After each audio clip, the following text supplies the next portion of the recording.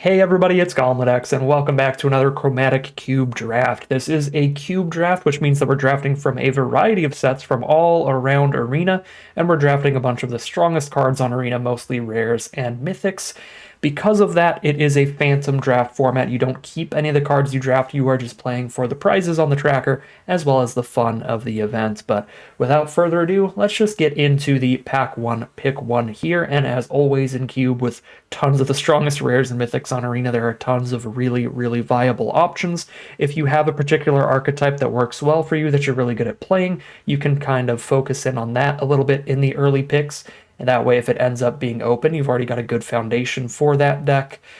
So that would be a solid way to do it, but you can also just choose to stay really flexible early with cards like Triomes that add 3 different colors of mana. This would work in any deck that includes both red and blue, or red and black, or blue and black, any 2 of the 3 colors, and the Triome will end up being good, so it's a card that will often fit your deck. But Key to the Archive, I think, is even more flexible. I think this fits into almost every single deck in Chromatic Cube, so it is just a really solid pick to just be confident that we get to play here. Now, there's plenty of really powerful finishers like Liliana and Chandra and stuff, but those are just so prevalent, so frequently just loaded up in all these packs that I don't think we're going to have any issues getting those, to where I do like to take some more flexible kind of colorless ramp spells early, because those are a little bit harder to come by, and they'll fit into anything we end up playing. So I don't mind starting with like Key to the Archive into Solar Transformer here as a really solid way to start this draft off, because once again, I mean, looking at the pack, yes, Herald of Eternal Dawn is an insane win condition, but so is Dragon Lord Ojutai, Niv Mizzet Reborn, Dragon Hawk, the Roller Crusher rides one-sided, Board Wipe is often a win condition, the Finale of Eternity if you ramp to 12 mana definitely wins the game, and even just blowing up 3 things can often be game ending. So there's just so many massive high mana value win conditions in the cube that I just do not find the need to take them highly.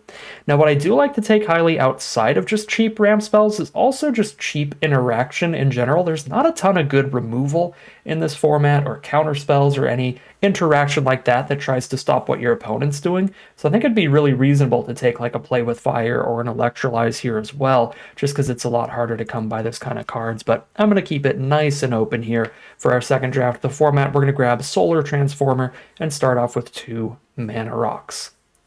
For pick 3, now we have Mind Stone as a more mediocre mana rock. Still a solid card in this cube. We could absolutely take that and just continue down the all mana rock path that we're on here. But there are some pretty exciting cards here. We have various pieces of removal like Prismatic Ending, Bituminous Blast, and Tribal Flames.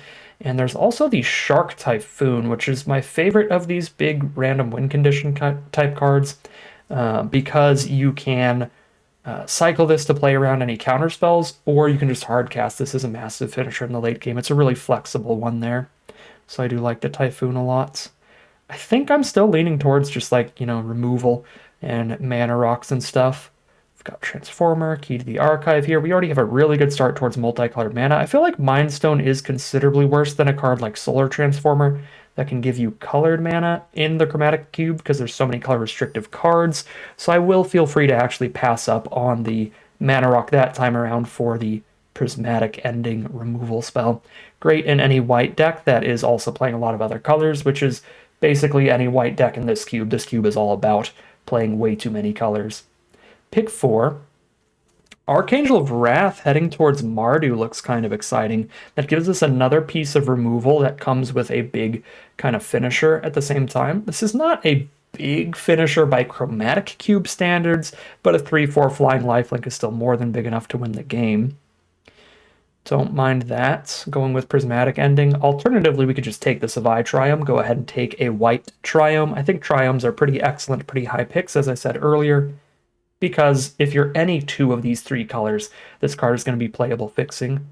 There is cheap removal here as well. Price of Fame and Fight with Fire both probably look pretty nice in this cube. And if you ramp up enough, Fight with Fire can double as a win condition, 10 to your opponent's face. I'll actually go with that more efficient removal here. Grab the Fight with Fire. For pick 5, now we are 1 red removal spell and 1 white removal spell deep So I wouldn't mind taking a Boros finisher like Bruce Tarl. This is a 4 mana 4/3. When it enters or attacks, you exile the top card of your library. If it's a land, you get a 2/2 Ox that has double strike as long as Bruce Tarl's on the board. And if it's a non-land, you can cast it until the end of your next turn. So no matter what, a 2-for-1 there just off of the enter the battlefield trigger, guaranteeing you get a second piece of value, whether it's a spell to cast next turn or a 2/2 on the board. Alternatively, it's very early in the draft. We don't need to be married to red or white here, and we can just take more removal with the pylon. I think that is a solid way to go about things. It's really between the Bruce Tarl or the pylon, although Cursed Mirror is pretty fun in this cube. It's a really fun little mana rock, because again, there's so many just big random win conditions that this is a mana rock that ends up not being the worst top deck in the world in the late game. I'm actually going to Cursed Mirror it up. This card is goofy, but I think actually pretty viable here. We'll see how it plays out for us. I've seen it be pretty good for our opponents before. Pick 6, Voldaren Thrillseeker. Just going deeper into our red, or any of these dual lands would be okay. Probably Deserted Beach or one of the red ones has the highest picks, since we have one white card, a couple red cards, so take something at least half on color here. There's also Chrome Host Seed Shark. I think this card's super nasty in some blue decks. You just land this thing turn 3 and then start playing a bunch of counterspells. There actually are an okay amount of counterspells in this cube. They just happen to cost a ton of mana, which is potentially actually a little bit of an upside for the Seed Shark, because the more expensive your non-creature spells, the bigger those egg tokens are going to be once you flip them into some Phyrexian bodies. Yeah, I actually am pretty high on Seed Shark. I'm going to go for that here. Seeing it pick 6 is also a decent sign for blue as a somewhat open color. There's the Atris towards Dimir. There's Champion of Wits for card selection in blue. Young Pyromancer, trying to go towards a blue-red spells deck here. Take all of the cheap burn spells and counter spells that we can find. Again, there's not a lot of cheap counter spells, but there are some cheap burn spells like the Play with Fire, the Fight with Fire. Of course, cheap is a little bit dependent on the format. Fight with Fire is cheap by Chromatic Cube standards, certainly not regular cube standards, but I think a blue-red spells deck here could be a lot of fun, so we can roll towards that.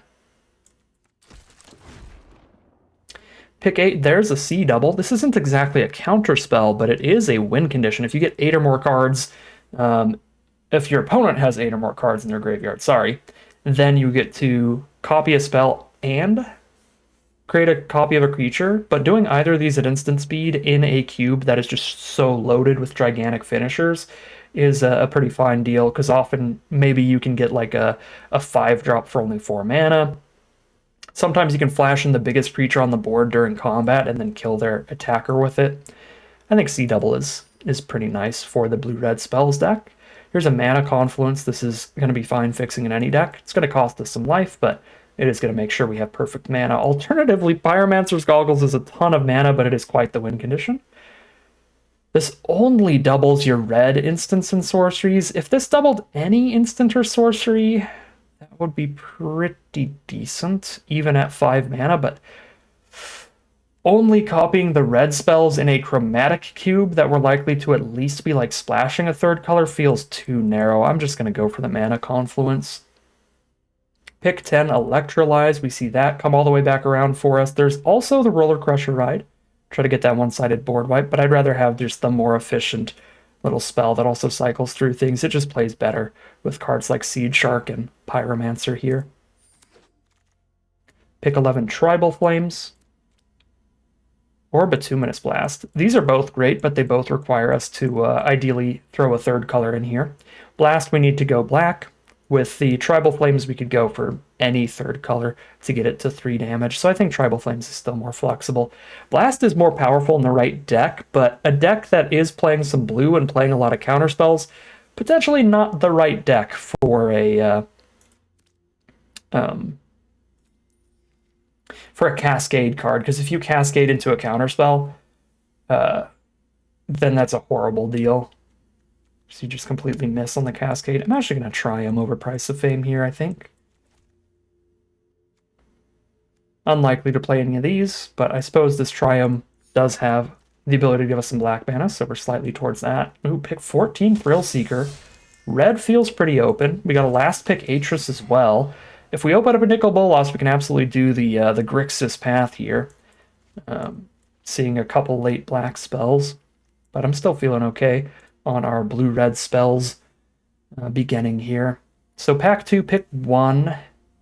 If we get a really aggressive curve of creatures, Professional Facebreaker can be great, ramping us up and drawing us extra cards. Alternatively, I think the Metamorph is just more powerful without having to like build around it much, because there's just gonna be good permanents on the board, whereas the Facebreaker you have to draft a lot of pretty cheap creatures, and there are not a lot of pretty cheap creatures in this cube. So I'm gonna go for the Metamorph here. Pick number 2, Hullbreaker Horror is an excellent finisher for a deck with a lot of instant speed spells, which blue-red should absolutely be. This way, anytime that we're casting an instant like Electrolyze, we can also just bounce their spell back to their hand. We turn all of our instants into remands that slow our opponents down, making them recast their spells over and over and over. Hullbreaker Horror looking like just the perfect kind of finisher for this deck. For pick 3, Mizzix's Mastery is a very fun kind of finisher. Yeah, if we cycle away like a Magma Opus or something, that's the Wombo combo. But I think there's a lot of other cute things we can try to do with this card, so I'm going to grab Mizzix's Mastery. If we can self-mill with some Surveil cards, or anything that lets us like draw some cards and discard some cards, and then just discard a really expensive card, that could be pretty perfect. Sorry, I was just double-checking and making sure that the mic was actually on here, because I forgot in a previous recording session yesterday. Pick 4, there's that Consider to help with the self-mill, but we also have a blue-red dual land. That feels pretty good. There's also Season of the Bold. Whenever you cast a spell, deal 2 to up to 1 creature, or exile a bunch of cards to cast them next turn. This seems worse than blue-red again, because we're going to have a lot of blue spells that we need to cast at the right time. So the kind of exile it, try to cast in the future thing is not great, which feels similar to like Magmatic Channeler being a little weaker. Drake-Hatcher also feels kind of slow. I like Consider or the Triome here a lot.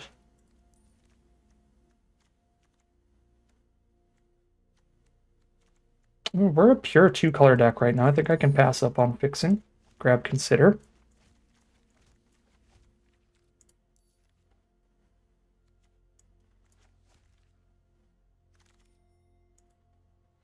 There's a counterspell, Rewind. I think counterspells actually play very, very well in this format because so much of it is about resolving a really big 6-drop finisher like Overlord or Crackle with Power. The issue with taking Rewind here is that this is a pack with Overlord and Crackle with Power, which is kind of a bummer. But I still think that it's probably the right choice here for a blue-red deck that includes Seed Shark and Hullbreaker Horror for cards that play incredibly well with counterspells. Man. Yeah, we're going to have to take other finishers. These are really fun ones, but again, they're really a dime a dozen in this cube. What is not a dime a dozen is Magma Opus to go with Mizzix's Mastery. This can discard itself so that it's in our graveyard for a 4-mana Mizzix's Mastery to cast a Magma Opus for just 4, which is just game-ending anytime we can pull off that combo. And yeah, it also gives us the treasure token to ramp into it, which is ridiculous.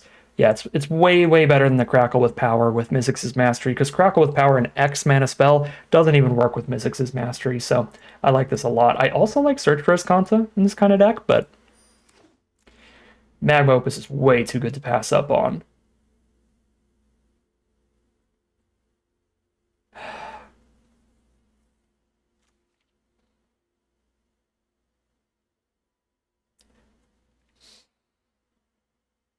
It is hard to describe how bad this feels.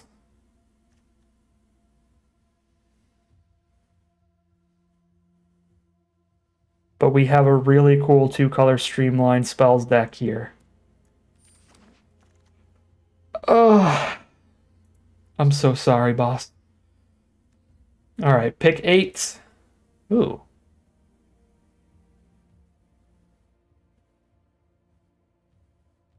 Okay, Goofy, it's probably not that good, but that's the only card that could even maybe make the cut here.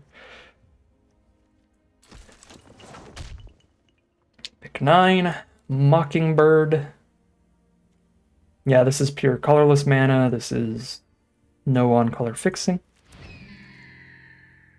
Pick 10. Baron slows our opponent down. It's just mana war. 3 mana, 2/2 bounce your opponent's card. Simulacra, another one of these awkward cards with like Mizzix's Mastery, anything that's trying to recast from grave for free. Cool card, but let's just slow down our opponents with Baron and Channeler. Cultivator's Caravan's fine, but I think Aether Channeler is just really flexible. This card's even better than the Baron. Homunculus Horde is cute, but it will probably get cut because you do need to get really lucky there. I know there's not a lot of removal in this cube in general, but killing a 2/2 is really, really easy generally, so... I mean, your opponent has to have legitimately gotten actual, factual 0 removal spells for Homunculus Horde to be good. Okay. Pack 3, pick 1. Scholar of the Lost Trove is another card that's a fantastic finisher with a Magma Opus. You get to cast that Magma Opus for free. Love that.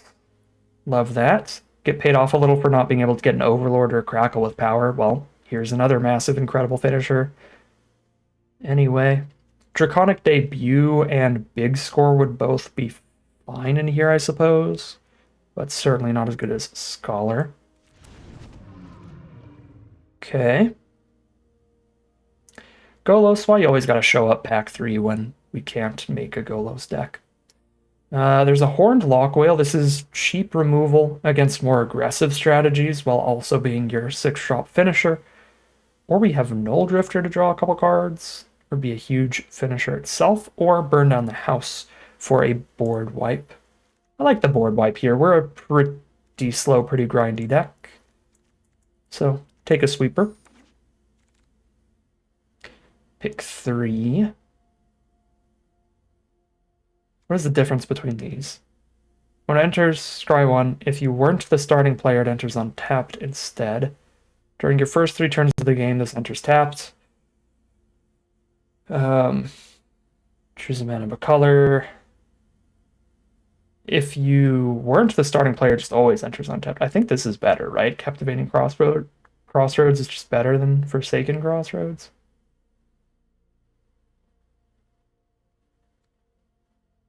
Yeah, they're both untapped, period, if you weren't the starting player, but with Captivating Crossroads, it's also untapped if you draw it after turn 4.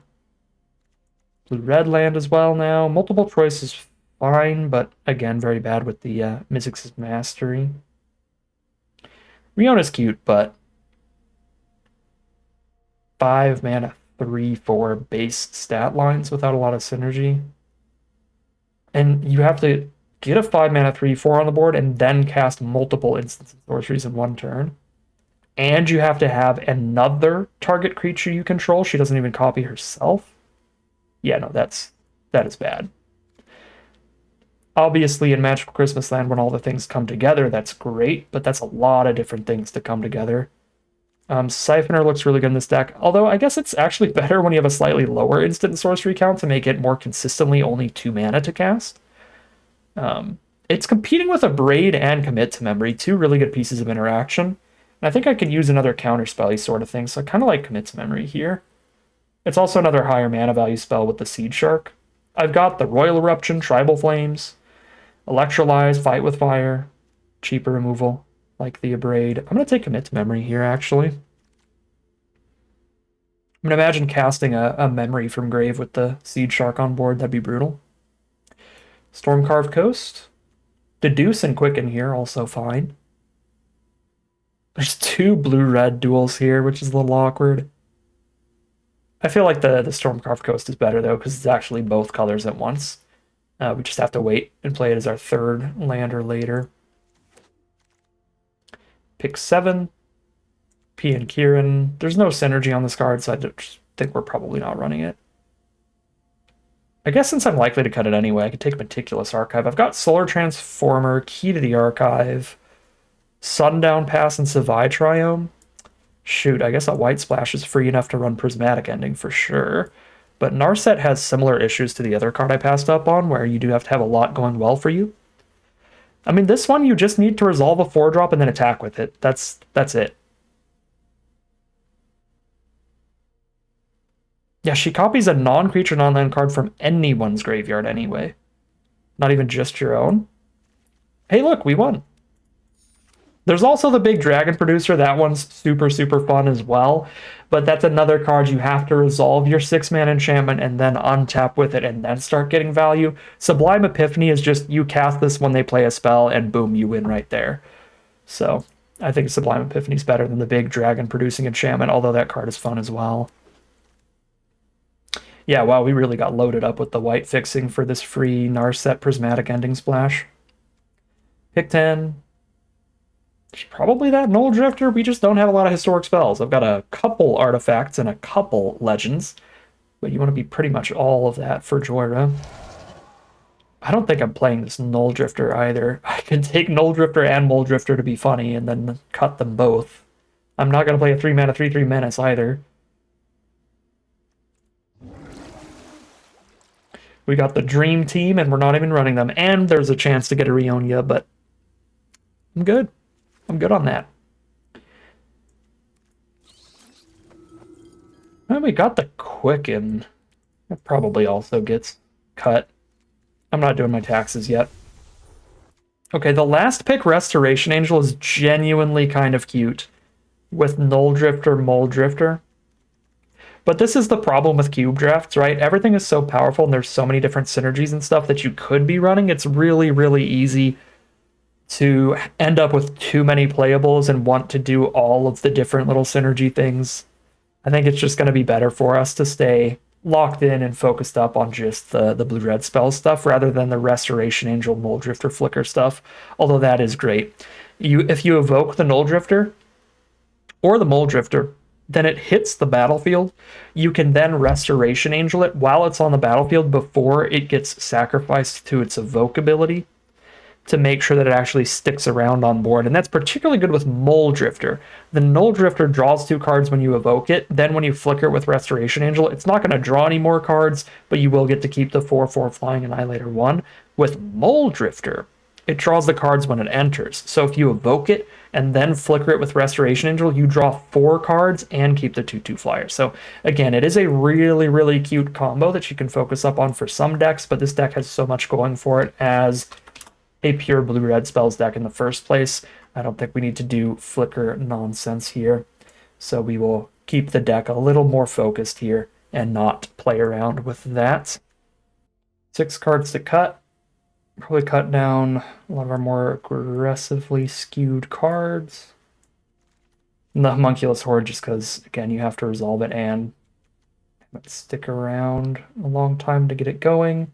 And even then, we're not always going to have the cheap card draw, especially if I cut a little bit of it, like cutting the Quicken here.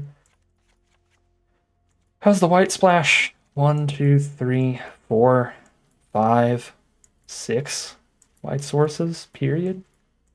Ending should be more than castable enough. And definitely Narset at 4 mana.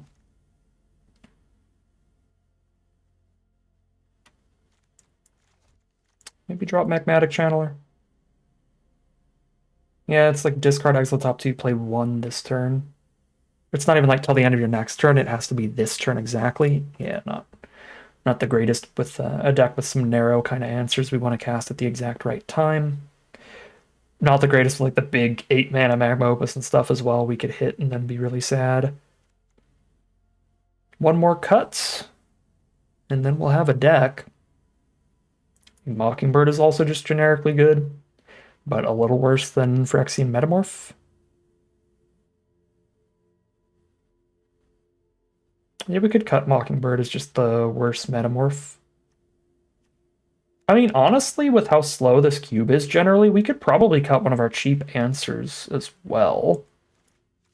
Because, like, even if I cut, like, a Tribal Flames, because I don't actually have any Plains in here. I guess this works with Savai Triumph pretty well, if we manage to get that on board. But there's no fetch lands in this cube, so that's not going to happen particularly often. That's our only non... Okay, I've got 1 Meticulous Archive. Oops. 1 Meticulous Archive and 1 Triumph to make Tribal Flames more than 1. I mean, if I get the Triumph, Tribal Flames does do 4 damage for 2, which is great, but 9 times out of 10, this is 2 damage for 2 in this deck. Just a worse Royal Eruption by a lot. And again, there's not going to be like a million cheap threats to kill, and I've already got plenty of good cheap removal without it. I've still got the 4 removal spells at 3 mana or less, a full-on board wipe later. I've got a bounce spell there. Yeah, I think we're well defended enough against the more aggressive decks to cut a Tribal Flames instead, and then run the deck like this. How's the mana base looking? We've got 14 blue spells, 9 red. And I mean, the white sources are just ready off of the 6, so I don't have to worry about that. But how many blue and red sources do we have? I think we have enough duels, spent enough picks on fixing, and got a lot of it late that our mana base should be pretty fantastic. 4, 5, 6, 7, 8, 9, 10, 11 blue. 4, 5, 6, 7, 8, 9, 10 red. Perfect. Yeah. I will roll with that. Nice, fun little Jeskai spells deck here. Might be able to get some Narset recasts going as well. Maybe the spiciest thing we're doing here, because I've never played with this Narset before. But we're also doing some really spicy stuff we've done in the past. Being able to, again, discard something like a Magma Opus and then recast it with Mizzix's Mastery is filthy. But we also have the flexibility of being a deck with a lot of instants and sorceries, so if we don't align that exact combo, we can still use a Mizzix's Mastery for an early game removal spell and a late game finisher. It's going to be able to recast like one Royal Eruption or Fight with Fire or something early to protect us in that early game. And then in the late game, of course, we could top deck this and just overload Mastery. And even again, if there's not an Opus engrave, being able to have an overloaded Mizzix's Mastery, able to cast like a C double to get a copy of the best creature on board, a commit to put something back in their deck, and like one removal spell, like any combination of 3 pieces of like interaction, and that's still like a finisher overloaded off the top deck in the late game. So I think the Mastery should be really nice in this deck. So very excited about this deck. So without further ado, let's just hop into the gameplay and see how it does. All right, excellent opening hand here, thanks to the Solar Transformer. We've got the cheap removal with the Channeler and the Electrolyze. The Transformer's ramping us up towards the Magma Opus finisher. Loving the hand all around. Temple of Enlightenment turn 1. It's the only land in our hand that always hits the board tapped. I can play this Mountain next. That's an untapped land. Then Sulphur Falls will come to play untapped, and then Sundown Pass will come to play untapped. Here's Solar Transformer. Looks like a blue-red mirror match. They started off with a Fabled Passage. There's the Consider to surveil 1 and draw a card. Drop a Rogrin Triome. That is Jeskai, blue-red-white, so a full-on mirror match, potentially.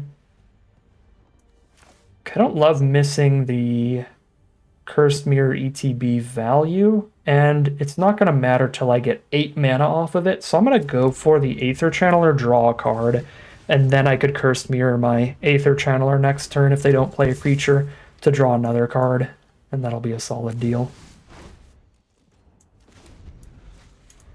Probably should have tapped all 3 of these in case I drew a 1-drop like Consider, because the Solar Transformer we could just spend an energy and cast any 1-drop.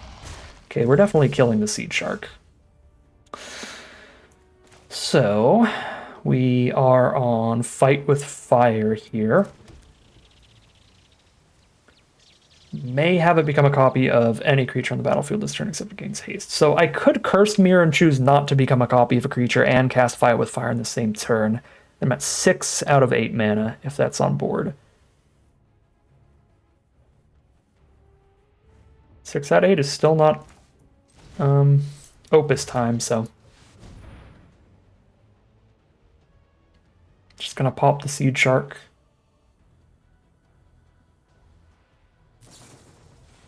Wild Slash the Aether Channeler? Alright. Sure. They get 1/1/1 now. Yeah, this plays fine.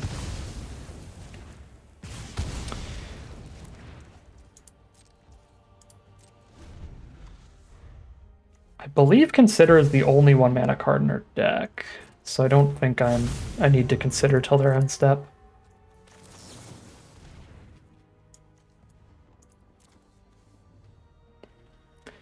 Natsushi dies. Exile the top 2 or create 3 treasure tokens, so they're going to draw 2 off it. I kill it.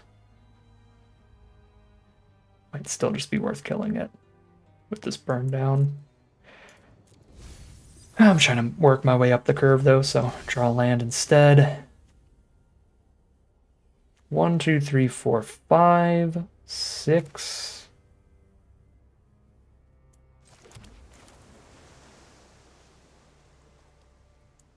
Cursed Mirror goes to 7.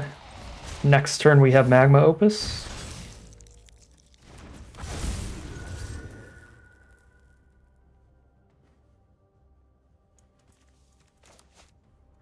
So Seed Shark plus Cursed Mirror just gives us a little army here, right off the bat.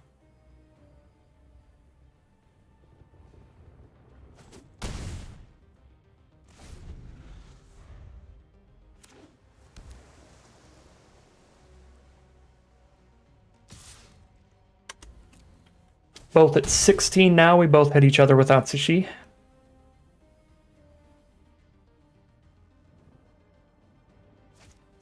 Pyromancer's Goggles. They have like a Magma Opus or something that could be completely devastating. Oh my god. Did we just get double Magma Opus off the Mizzix's Mastery?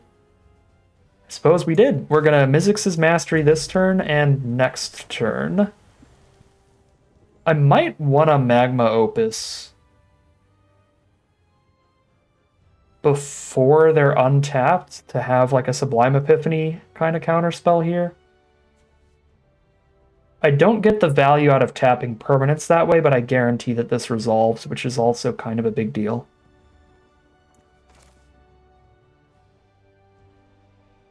Yeah, I don't want them to have counter mana up. I'm just going to do this.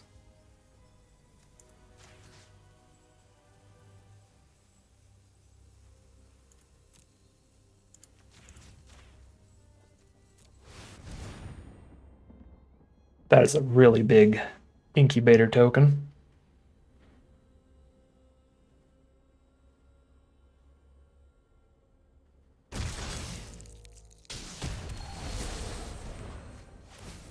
Find a Narset and a Restless Anchorage. They chose Treasure, Treasure, Treasure. Am I about to just get Pyromancer's Goggle Crackle with Powered? That would be frustrating. Those cards are both fine by themselves, but if you're really lucky and you draw both, you do auto-win. The treasure tokens makes me feel like, yep.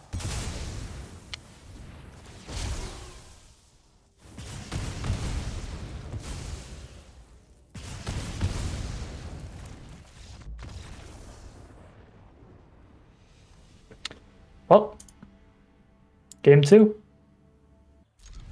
Here we are for game 2 on the draw. We've got turn 2 Solar Transformer. We have a Seed Shark coming up. And let's see if we can't get Splinter Twin comboed twice in a row. Rakdos from our opponent.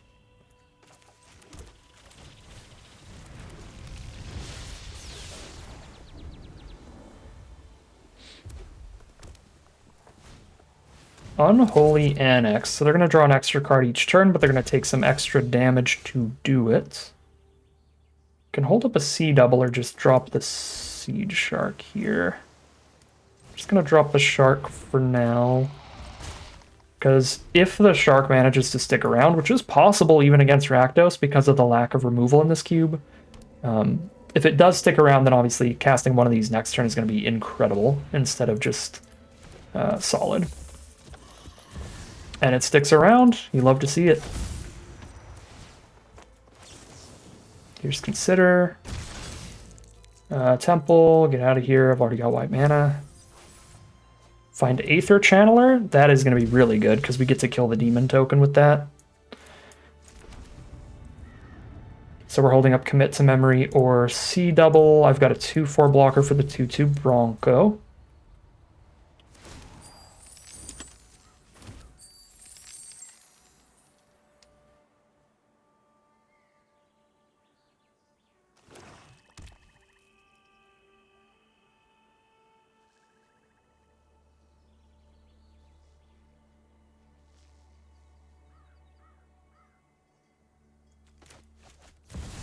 Angrath is the play. Commit that.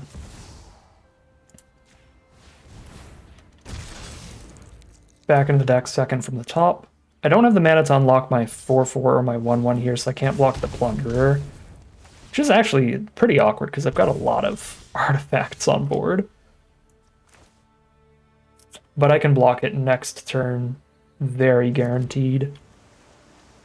I actually have Scholar mana off the treasure token too, but yeah, I could Scholar and then commit the Plunderer.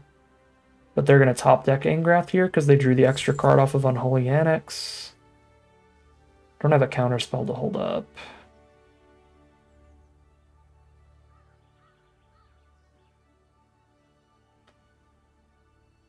Yeah, I mean, they would like borrow the Scholar here. Yeah, this is bad.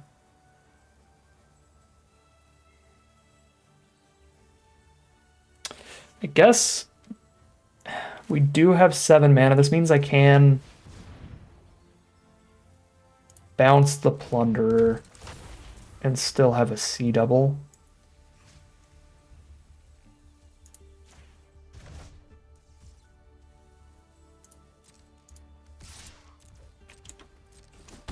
Or double egg flip.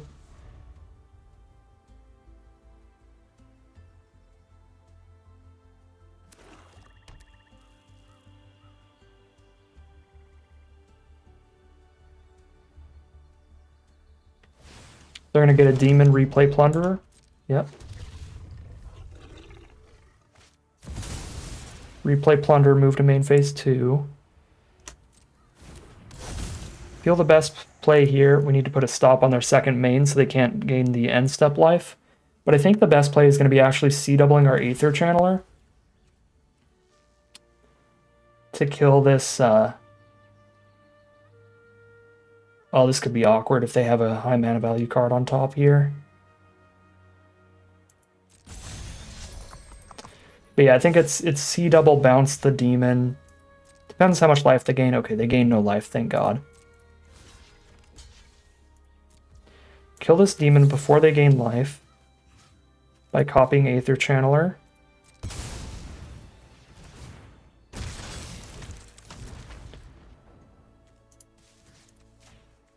So they go to 10, and we have more than 10 power on board by flipping all these, which forces the chump of the Plunderer.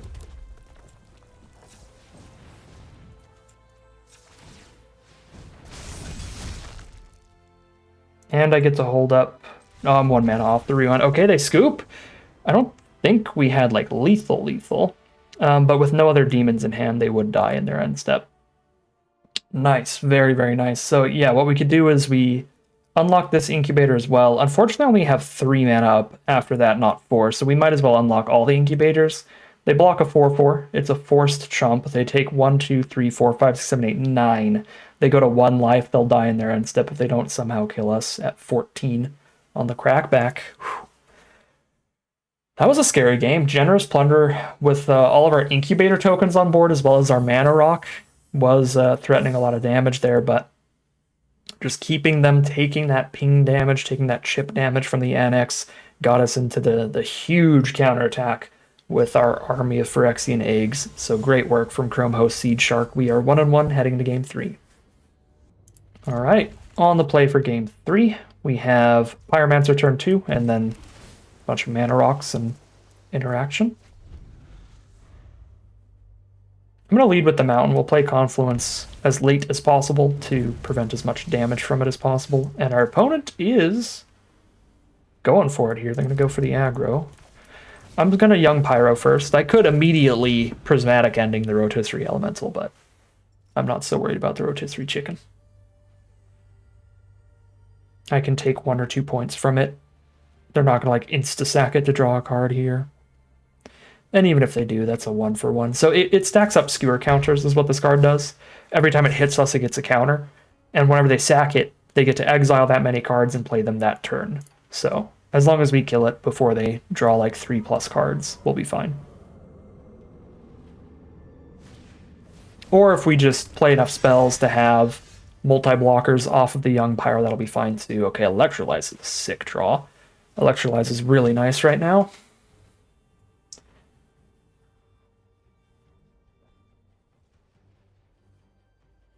I mean, I guess it's a lot better if they play another 1 toughness card, but Electrolyze into Mastery, recast Electrolyze is already super legit.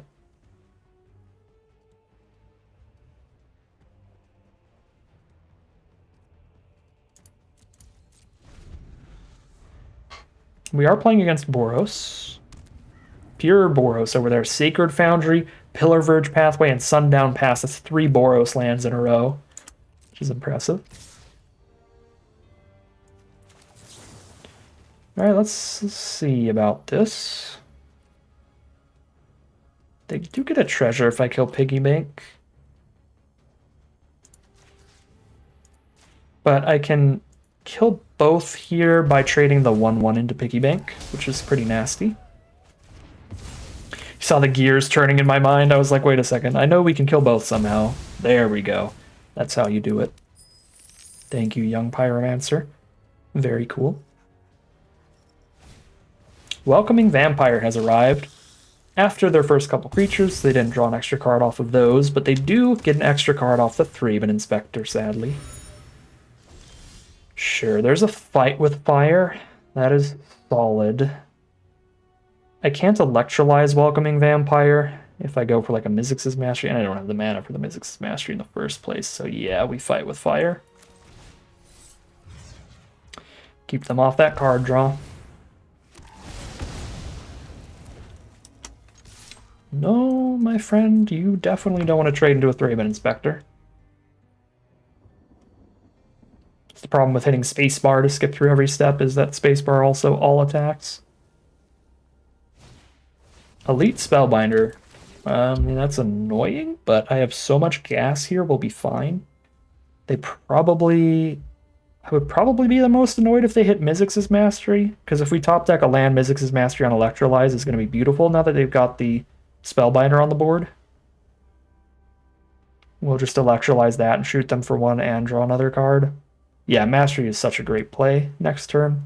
If we hit a land, that I think that would be what I would hate to see Spellbound. They might hit the Cursed Mirror, though. That would stop us from mana. Make it harder for us to cast multiple of these spells in 1 turn.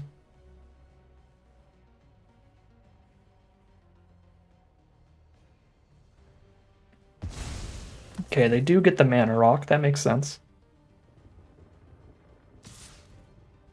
Take 1, go to 16 off of the 3-man Inspector. We hit the land. Beautiful.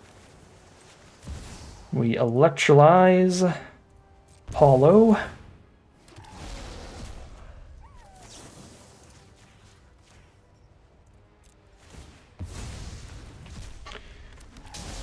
And Pablo Doritos has been Crunchitized. Let's jam in for 3 and pass the turn.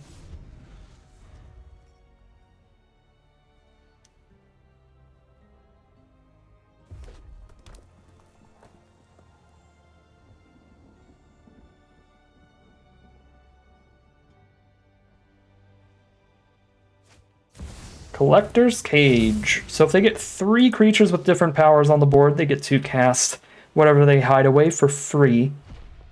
But they only have 1 creature on board right now. Carrot Cake, that's 2. And the Collector's Cage throws +1/+1 counters on the board to buff things up and get them to different stat lines from each other. Aether Channeler's a pretty sick draw. Can just straight up delete the rabbit here.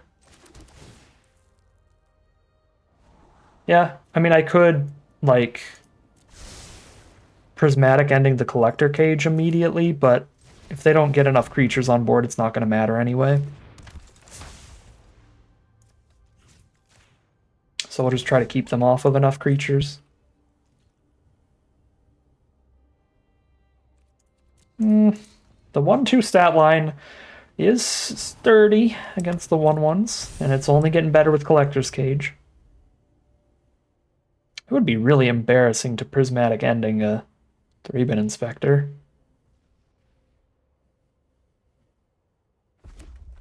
Land off the top for our opponent. They've still got their Inspector Clue token at least, but they choose not to sack it main phase.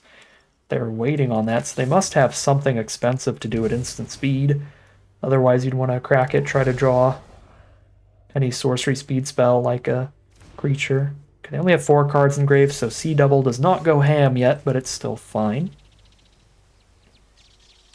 Could metamorph their collector's cage and start using my own. I actually would immediately get the free spell off of it. That's pretty worth it. I feel like I have life to spare here.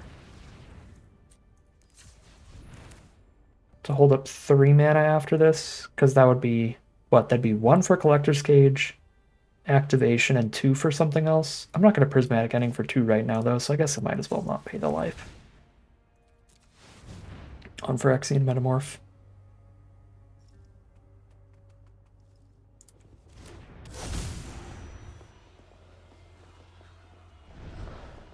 Free Hullbreaker Horror! Oh, it's on sale, baby! 100% off? Whee! Yay! What do I bounce when I cast a spell? Any non-land permanent? Okay, they're over it. That's fair. I was gonna say I could like prismatic ending the inspector and bounce the cage. Might as well. Then get all that damage in. Alright, that was cute. That was fun. We are 2-1 heading into game number 4. Alright, it is time for game 4. Time to start off with the Savai Triome. We've got all the counters in hand here, which is pretty spicy, but no threats. 1 Young Pyromancer, 1 Chrome Host Seed Shark could close out a game with this hand, but... Ooh. Ask and you shall receive. Young Pyromancer hits the table. Does it stay? Does it stick around? Our opponent's on 3 colors at least. Blue, green, black there. Cruel Claw's Heist. They gifted me a card, so they get to put a copy in their hand of whatever. Luckily, our hand is like all counter spells, so whatever they take, we can just play around. Yeah, Sublime Epiphany. Our opponent is bold. Opponent's like, yeah, I'm going to get in a position this game where I'm going to hold up 6 mana and you're going to know exactly what's coming. And I'm like, all right, we'll see about that. Let's curve out a bit here. We've got a good hand for double Pyro. And we know that our opponent has the late game unlock. Turn 7 onwards going to be real bad for us. They just hold up a Sublime Epiphany. Feed the Swarm, sure. There goes 1 Pyro. If they untap, play a land, then like holding up these counters does nothing, because then they just play the land and hold up Epiphany forever.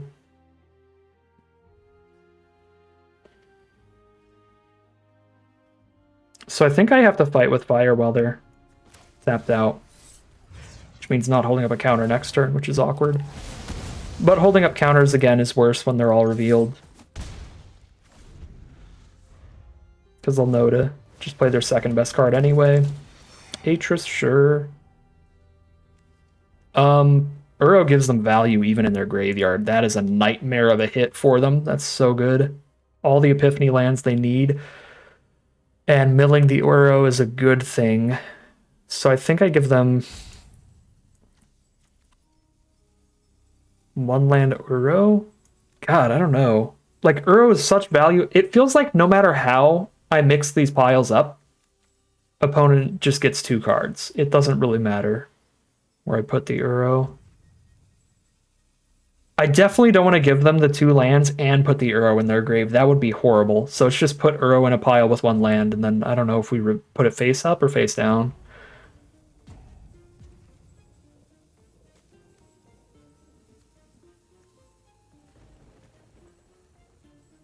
I don't think it matters, because again, it's gonna work. It's gonna play out basically the same either way.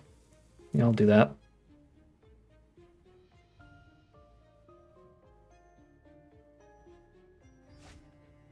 All right, they draw land Uro.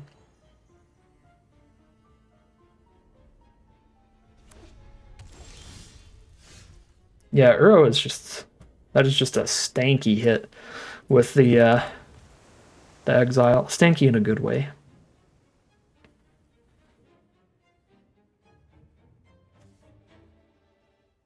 The Aether Channeler and Atris feels embarrassing. But then all their next turn would literally just be re-tapping out for an Atris. They get the extra value.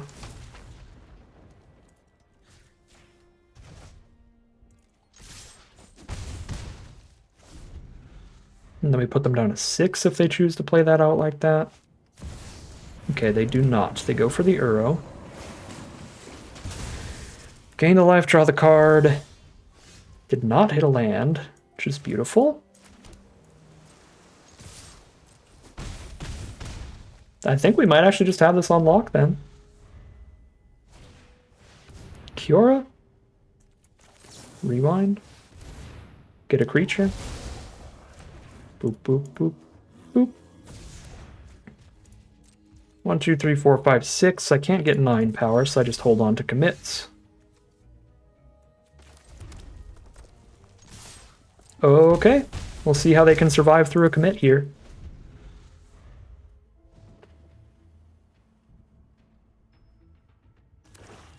Land 6.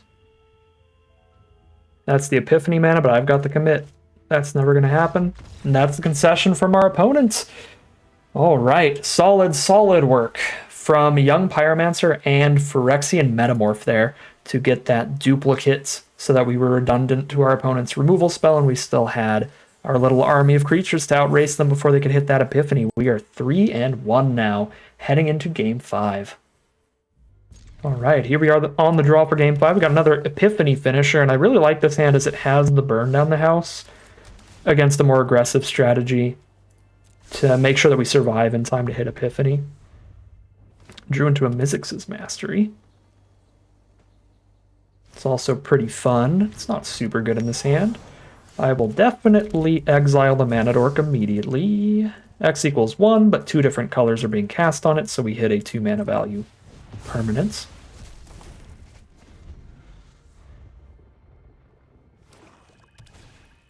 Unstoppable Slasher. Alright. I cannot take 11 here. So I gotta just stun it, which is awkward because that's what's so good about the slashers. You throw removal at it and then it just still sticks around. But I can just keep stunning it for the rest of this game, is the plan. Okay, if they don't play anything there, I can tap out for Mizzix's Mastery, Royal Eruption it. I can't Mizzix's Mastery, Prismatic Ending, obviously. I mean, it's not going to be untapped next turn. This plays into a removal spell with all that open mana, but I have no other threats I'm ever going to play anyway. Right, so they're probably, yeah. If they have a removal spell, Narset's never going to do anything regardless. Should probably just jam out the Narset, because I can just burn down the House Slasher next turn. It will remain on the board stunned, but again, it'll be stuck so long I don't think it'll matter. And it's way better to Overlord a Mizzix's Mastery in the late game if we can afford to maybe get there. So we'll see if we can get there. We'll try our best. I guess I could get the 3 Devils and just have chump blockers for the Slasher.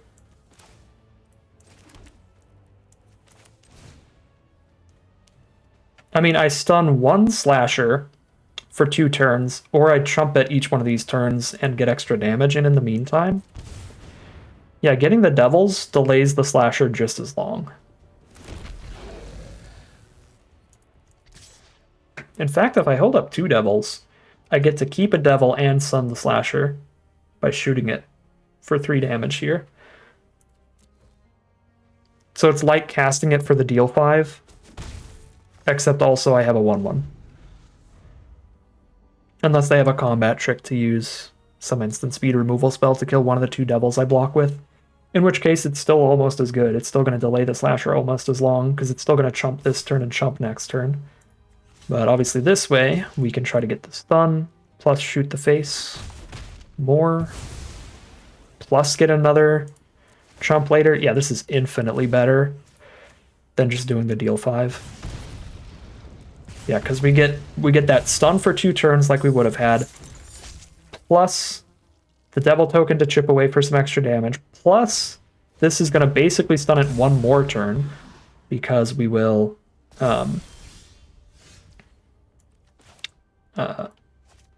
because because we'll have the chump blocker still around. Okay. Hydra's awkward. If it blocks here, I can Mizzix's Mastery deal 5 to everybody, since I'm tapped out of Sublime Epiphany anyway, since I had a tap land this turn. Cool. That works for me.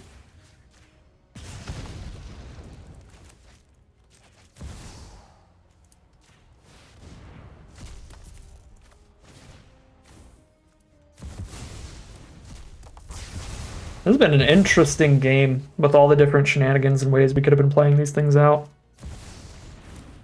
Okay, Gix is horrific. So good on an empty board.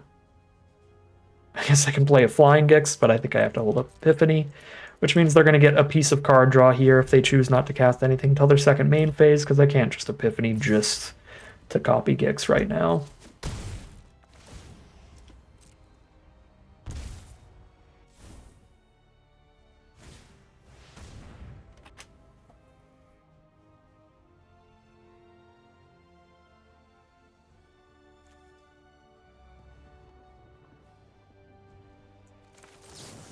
Rewind that.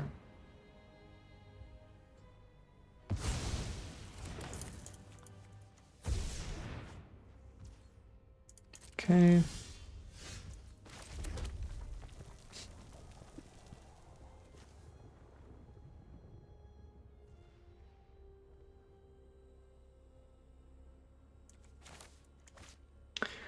Four cards in hand, and they're all non-land cards. I mean, unless there's somebody who really likes sandbagging lands, I wouldn't really do that with only 5 mana on board. Especially with Gix having a 7 mana activated ability. Yeah, there's no way they should just be holding lands in hand, so 4 non-land cards in hand here. I probably should have just Mockingbirded last turn.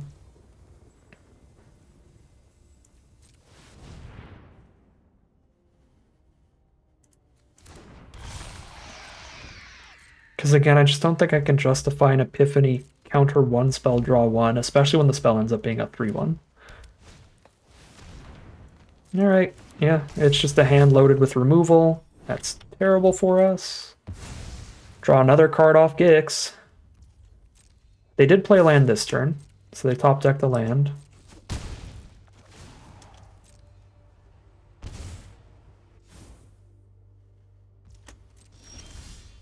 Where am I removal though? I know I have more. Alright, that's pseudo removal.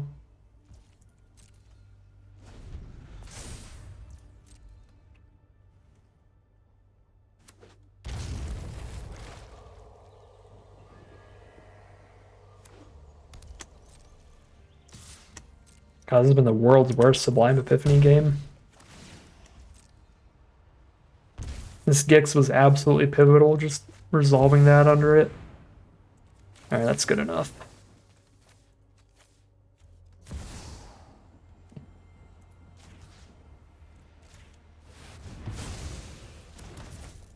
Alright, not the world's worst Sublime Epiphany play, or Sublime Epiphany game, because obviously that still ended up being pretty good. It was just really painful in the meantime.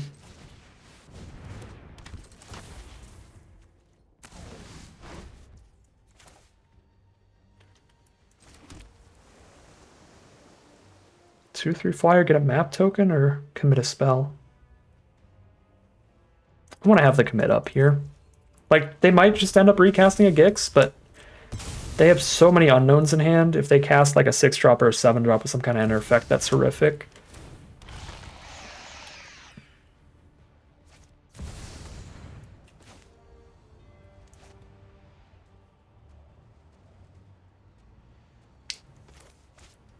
Feels moderately worse to me than Gix. Just moderately.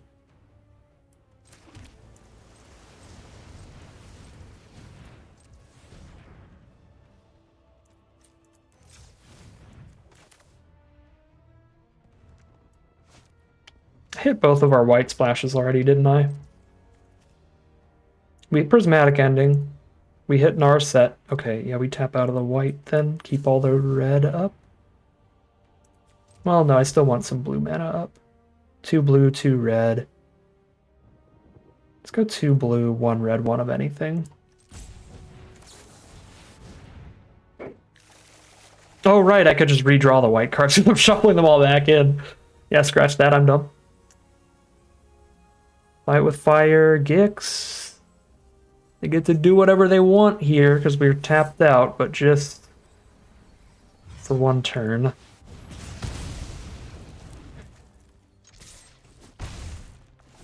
Oh, shoot, I have more than enough mana to kick that Fight with Fire next turn. Yeah, I should have played towards kicking it. I got so used to doing just the deal 5 that I totally forgot about the second part of it. That would be incredible here. Yikes. Hello, Nissa. Hullbreaker Horror is really good against Nissa, at least. I need another instant for it, though. Okay. Maybe not a 6 mana instant. That's 13 mana total. 1, 2, 3, 4, 5, 6, 7, 8, 9, 10, 11. I cannot Hullbreaker Horror plus Sublime Epiphany here. But what I can do is still quite strong.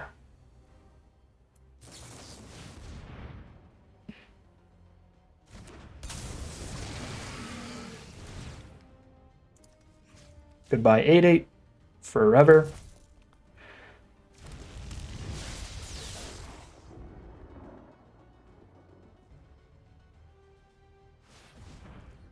Oh, I forgot the center's tapped. I can't actually double spell here to get rid of multiple. I should have played the Seed Shark then. I thought this would come in untapped and I could double spell there. If their stuff doesn't have haste, the ultimate doesn't really matter, so I'm going to hit face. Yeah, I really should have played Seed Shark. Awkward.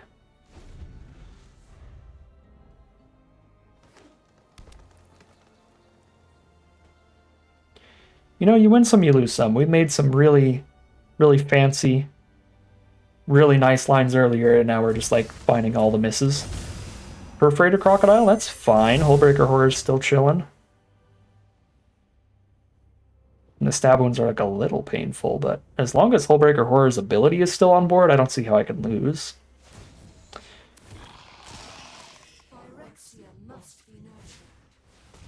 Oh yeah, we're doing great. They put Heaped Harvest in this cube? I guess it's like an explosive vegetation? It's 5 mana, get 2 lands? I don't feel like that's cube worthy, even if it's Chromatic Cube. Oh my god! Magical Christmas Land? Red. 1, 2. Let's bounce you. Let's copy you. That's 12 damage on board. Let's play a Seed Shark. Let's double bounce. Whee! And I still have Sublime Epiphany up just in case. Boop. There's the concession from our opponent. That is 4 wins in. I think we're 4-1 somehow. Just utter nonsense in the Chromatic Cube. 4-1 heading into game number 6. All right. Game something here. I said it literally a millisecond ago for you all, but I had a slight little break between games. And that's all it takes for me to forget absolutely everything. Always bolt the bird. Goodbye, Avacyn's Pilgrim. You're actually secretly a bird.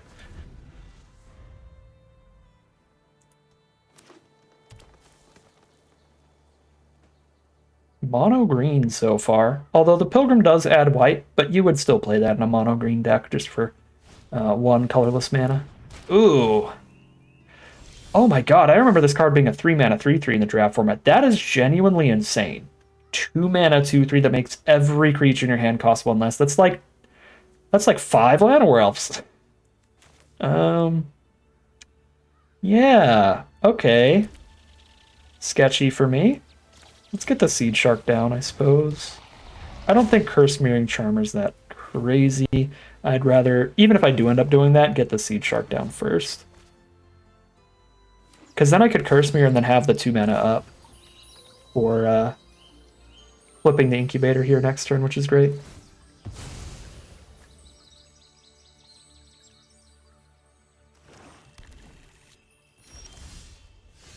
Yeah, it's when it enters, not when you cast it, so that is a Cursed Mirror combo, like basically everything in this cube seems to be. Cursed Mirror, big overperformer. I thought those were going to be complete nonsense, but it has done something basically every game. Yeah, so Metamorph is going to be cheaper, and we're going to have the 2 mana up to flip our Incubator, and if I top deck a land, then I'll have Epiphany up this way. I suppose I could just cast the Metamorph. Oh wait, no, I can't, because it's a Charmer till end of turn. It doesn't tap for mana until their turn. Yep, this is why we were horrified of the Fountain Port Charmer. That's a 5 mana, 6/6 trample haste. Good work, Vorinclex. If an opponent would put counters on a permanent player. Okay, so since the counters are already there, Vorinclex doesn't make this egg any smaller, but my future eggs suck now. My future eggs are going to be half as big as they should be. Unless I play my own, and then I guess they counteract each other, which is cute. We didn't top deck the land. So no Epiphany up. I can play a Metamorph on a Cursed Mirror and hold up commits, and then because I did that, I'll have Epiphany up next turn. Yeah, I think that's the best I have here, because it's holding up a commit right now and an Epiphany next turn. Whoa! Whoa, whoa, whoa! Why? Oh, I was trying to choose the permanent to copy Arena.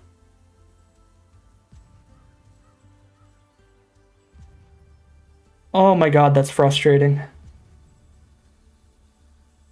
If I want to be tapped out of the commit here now anyway, maybe I'm supposed to copy Vorinclex.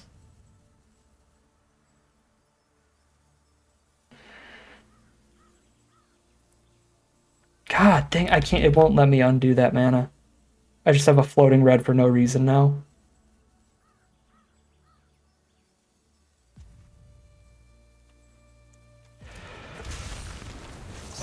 It's tilting. We try to block now, I guess.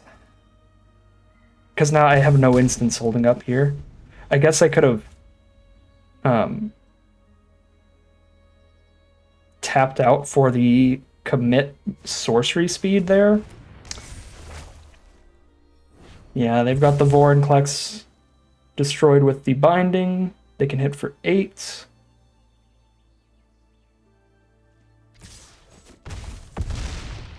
We're down to 4.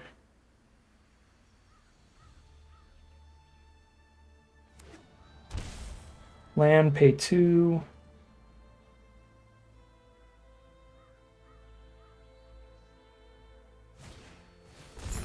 Scrap Shooter. Gift me a card to blow up my 3/3 or my mirror.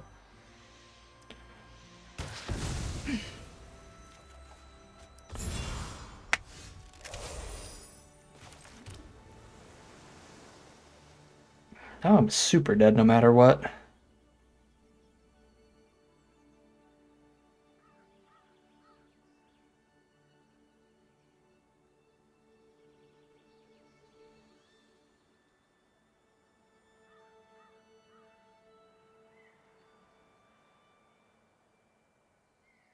Okay, not true. I can commit Vorinclex, but I only get a 2/2 egg. But I could commit Vorinclex and then flip a 2/2 egg here.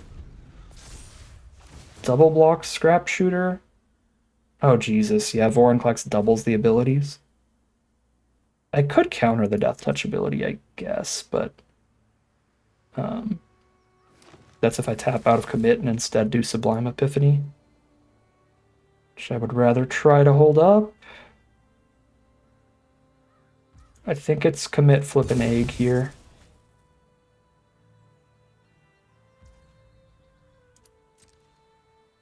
Okay, so Seed Shark's ability resolves before commit does, which means that, yeah, my egg's going to be a 2-2 and not a 4-4. Because Vorinclex is dumb.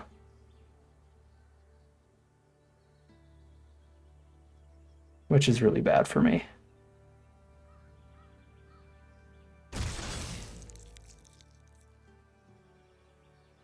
Yeah, I'm getting demolished by Vorinclex's flavor text on this egg token. Our block would be so good right now with a 4-4 egg. We could keep the Seed Shark and just trade a 4-4 into the 4-4 Scrap Shooter. Looks like they might have a hexproof trick here. It would be wild to put some efficient hexproof tricks in this cube when there's already, again, such mediocre interaction. They're going to do the Touch the Spirit Realm flicker so that it's still on board. They don't have to redraw it. Dang. Alright. That's obviously a bummer.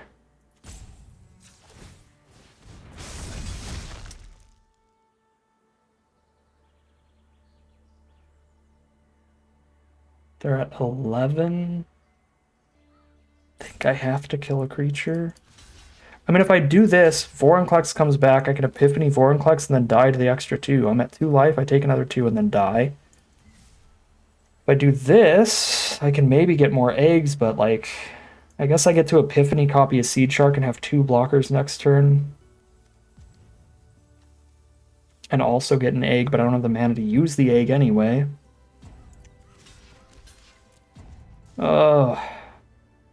We might have stood a chance if we had instant speed commit up instead of hunt tapping the Cursed Mirror. We probably barely would have stood a chance if I sorcery speed committed there instead. Now I feel like I just really don't at all at this point.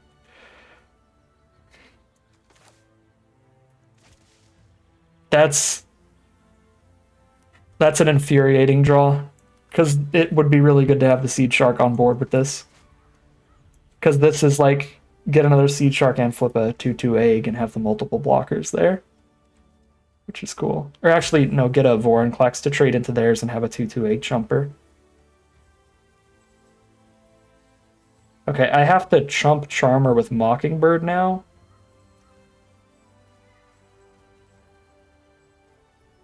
I guess it's not a chump if I spend 2 on it.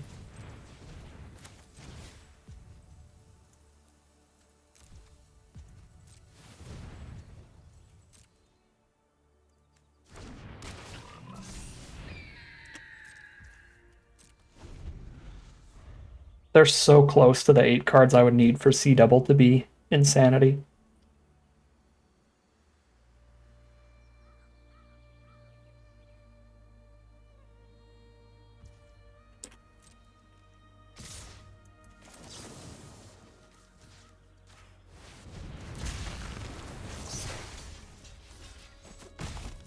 We have finally dealt with Vorinclex.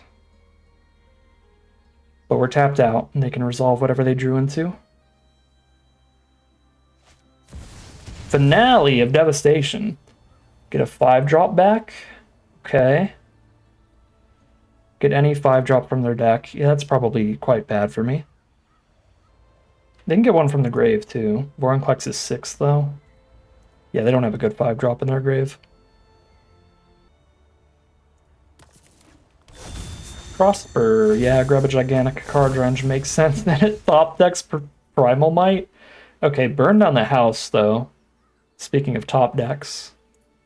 Kill those 2, they need a haste creature to kill me, and Primal Might just straight up goes away. Because there's no creatures to kill. What a draw. What a draw.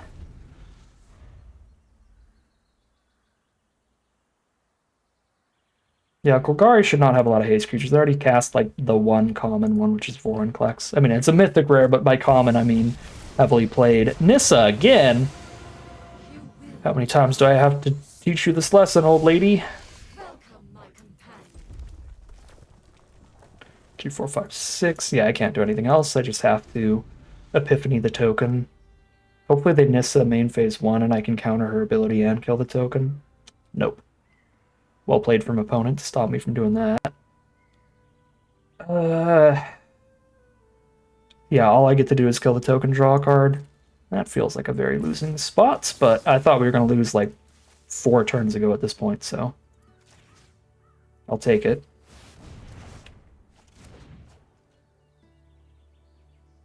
Top deck a Hullbreaker Horror and we still got a chance. That was insane against the last Nissa.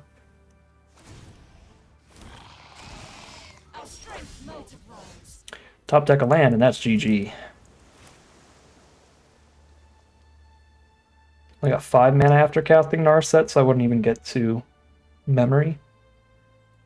Not that it would be helpful. They'd have a full group of 7 cards to cast against me when I have like no mana up. Alright, you got it. They just minus Nissa and trample over.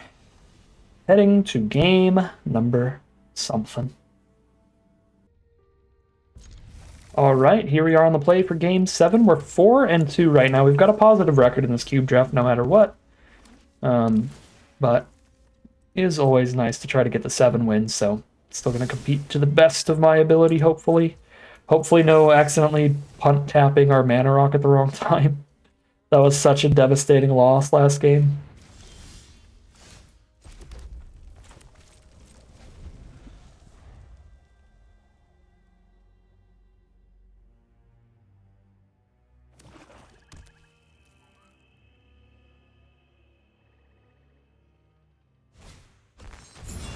Cruel Claw's Heist again. Everybody loves that card.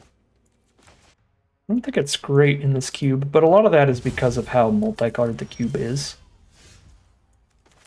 Grab an Aether Channeler, sure. It basically, to me, it feels like they basically just didn't even cast anything, right? Like, they discarded a Heist, I discarded an Aether Channeler. Now they have a turn 3 Aether Channeler, but that would be the same as like if I just didn't have one in the opener and they did have one. Like, they're already a blue deck anyway. I don't know, it feels like it doesn't impact things a crazy amount. Oh, they're just going to hold up a counterspell or something? Sure, we can stare at each other. I am super cool with that with this deck. Especially with the Hullbreaker Horror draw. Try countering that, fool! Wayfarer's Bauble. Ramp up a little bit. I don't mind C double ramping. Be pretty cute. I've already got 6 out of 7 mana in hand, but that lets me crack one and get to the horror 1 turn sooner. I mean, honestly, I feel like this game, that's actually about the pace things are going here, is that it's worth just getting a bauble. Which is absolutely hilarious.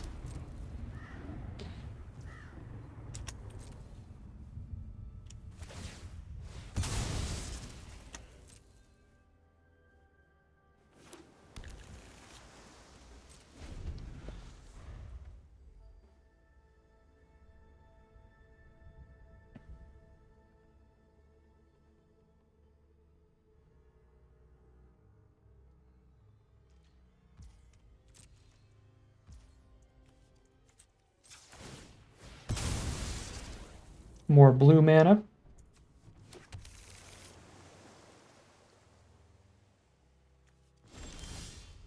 Young Pyro.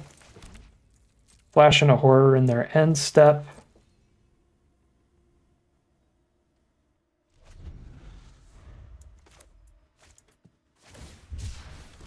Cycle Rafine's Tower main phase. You love to see that.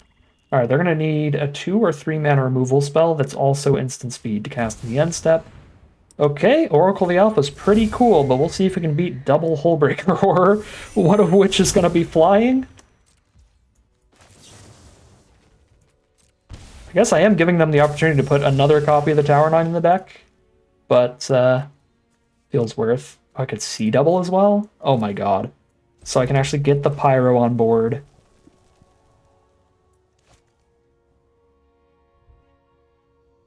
Choose up to 1, so I can choose not to do that. So I could ending the Oracle instead. So I can go Young Pyro, ending the Oracle for 3. I guess I won't have Mizzix's Mastery mana. But I can Young Pyro and C double my Horror still.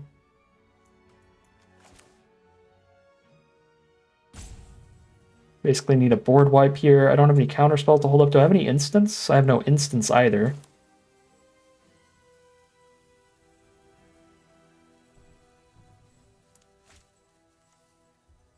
Five, six, seven. Okay, I get one flying Hullbreaker Horror and put this back in their hand. Or I get a Hullbreaker Horror on the ground and a Young Pyro and some elementals. I just do that.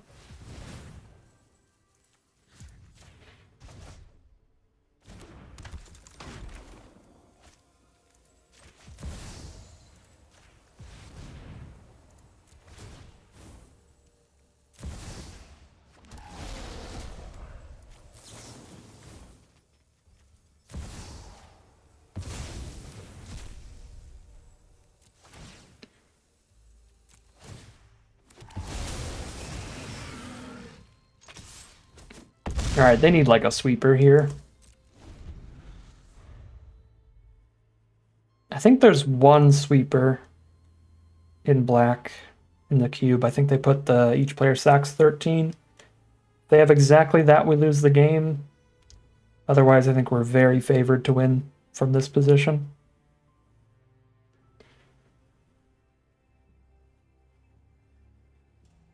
I could have cast the Mockingbird as well and had 2 Young Pyros. I feel like that would be a little overkill. Okay, C double to get their own Hullbreaker. If they have 2 1-mana spells, that's horrible. But if they just have 1 2-mana spell, then we still win. They get to cast that and bounce our token horror, but then we get to Mockingbird a horror. Okay, yeah, we're fine. We are fine with that. Oh, bounce the Pyro and have me sack the real one? Okay. Surprised they don't bounce that, but then I guess I sack a non-horror. Either way, I end up with 1 horror dead. Any creature with mana value less than or equal to the amount spent on this. Yeah, I'm just Mockingbirding. X is 6, because that's a 7 drop. Yes, it's a token, but it copied the mana value.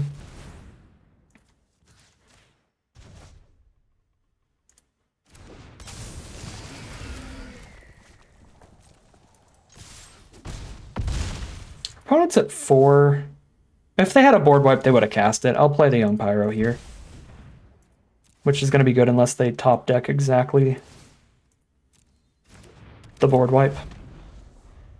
It makes them less likely to find some other way to stabilize.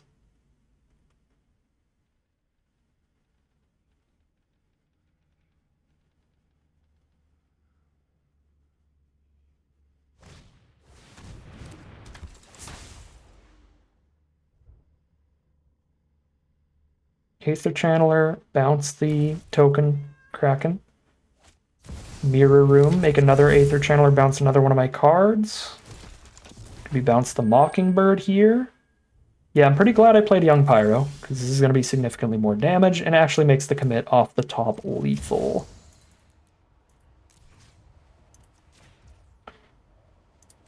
White, red, blue. Commit the other token, and that is exactly 4 damage. Alright. That is 5-2 now, heading into game 8.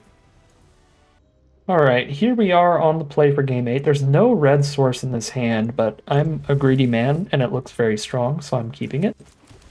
Oh, I probably should have surveilled first. That was the wrong land to play. Surveil towards the red source. But I knew it was on top, so why would I surveil? Okay, well, if I knew that was on top, I would have played the island first so that the Sunser's untapped, but hey. We get to Mockingbird a Birds of Paradise. That's pretty good.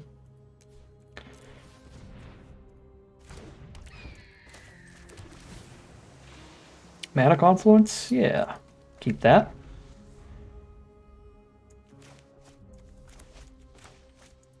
Alright. Started off really loose, but it was fine because we still just Mockingbird Birds of Paradise instead of play Young Pyro. Aether Channeler bounce their Birds of Paradise should put us ahead, which is good. Could also Electrolyze the birds. That works too, but they're not going to get any mana out of it anyway if I just bounce it.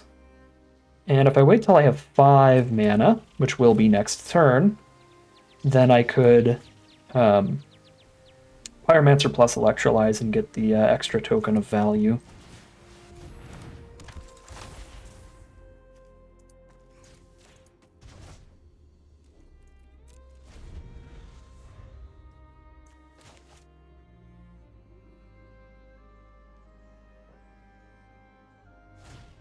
Replay Birds of Paradise. No! They bolted the bird. Frustrating. Alright, well. No value off Young Pyro here, but we get our vengeance.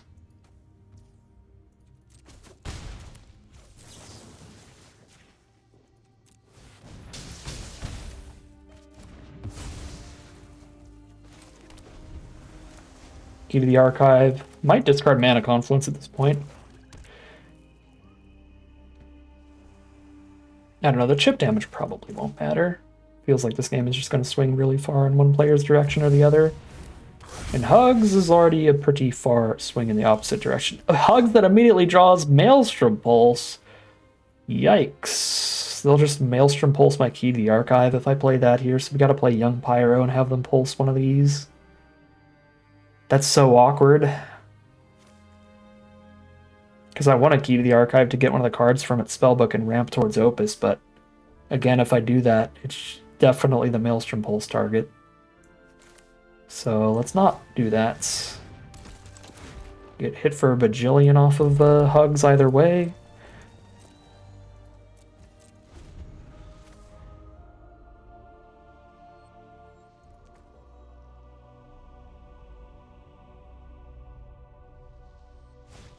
Yep, Pulse to Pyro, you got it.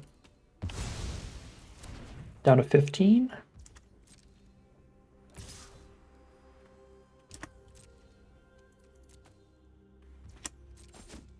Okay, so now that we're casting Key to the Archive, if they don't have an additional way to blow it up, we guarantee a Magma Opus next turn.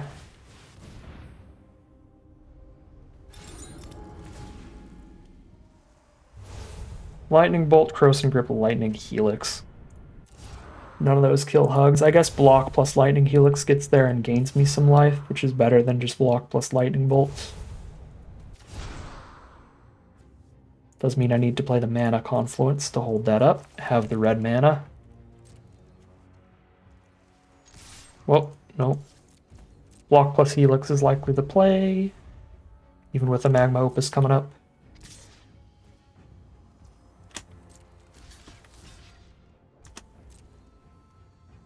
Because Opus does not do 5 damage. Binding the Old Gods, the Key to the Archive, alright. Frustrating, but they're going to have an empty board as well, so we can wait on Magma Opus, as long as they don't play a haste threat.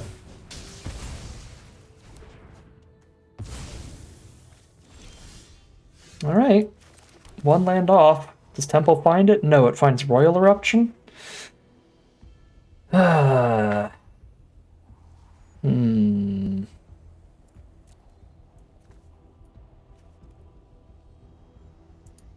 We're pretty locked in here to what we're trying to do.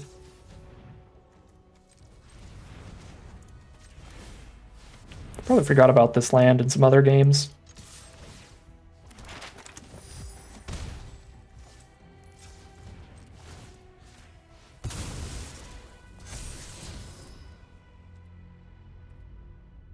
Okay, I'll keep that. I do need 2 more mana to kick that, but it's also 5 damage removal for any smaller creature they play this turn to buy us another turn. Sure.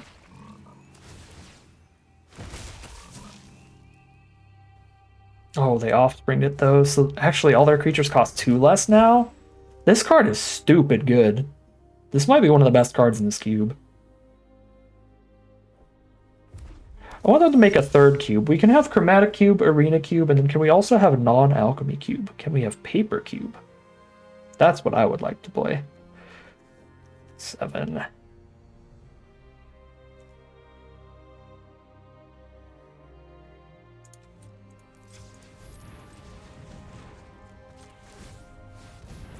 Yeah, well, this is perfectly bad for me because they played a lot of creatures here.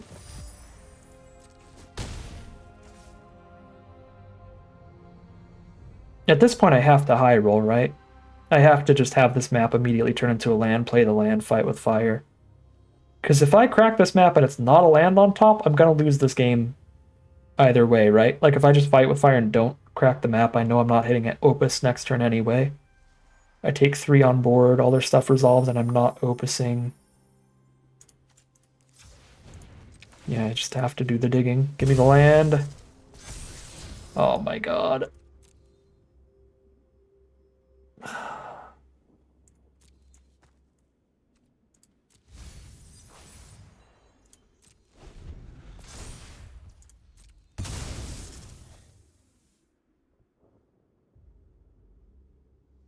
I've got one more turn.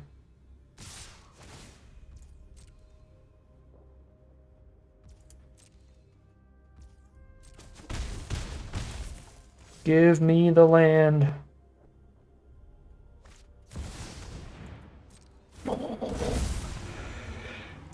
Oh, that's gross. Wow.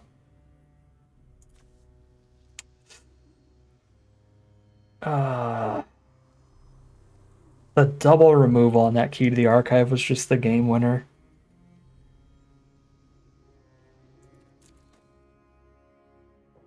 Yeah, you got me. That's 5 and 3 for the final record on this Chromatic Cube. I am technically barely alive there, but I'm over it. I want to break from Magic for now. 5 and 3 is good enough for me. Could have played that out for our 5 or 10% chance of winning, but I'm good on that one. We played this deck out quite a bit. It was a good time overall. Really enjoyed this deck as a whole. I think our biggest issues were just some really awkward draws on occasion, but for the most part, when these cards do line up synergistically, they do some really, really nasty stuff. We didn't get to Scholar and Opus at any time or anything cool like that, but got to use all these cards pretty well. Cursed Mirror was definitely the biggest overperformer. Consistently just, boom, get some ETB value, and also being a mana rock later was always great. So yeah, very, very solid deck overall, but that's going to do it for me today. I'm definitely magicked out from that one. We are 5 and 3. Grab our full entry fee back, as well as some free gems and a random rare card here. Definitely a solid way to end off this draft. But that is going to end today's video. As always, I'd like to thank my patrons and YouTube members for their support, as well as you for watching the video. If you enjoyed it and you're interested in seeing some more, you can always like, comment, and subscribe to tell the YouTube algorithm to send you some more in your recommended feed. If you'd like to catch me live, you can check out the Twitch channel in the link in the description below. And if you'd like to support the channel directly, you can check out the Patreon link in the description below. But other than that, as always, thank you very much for watching, and I'll see you again soon for some more Magic Arena.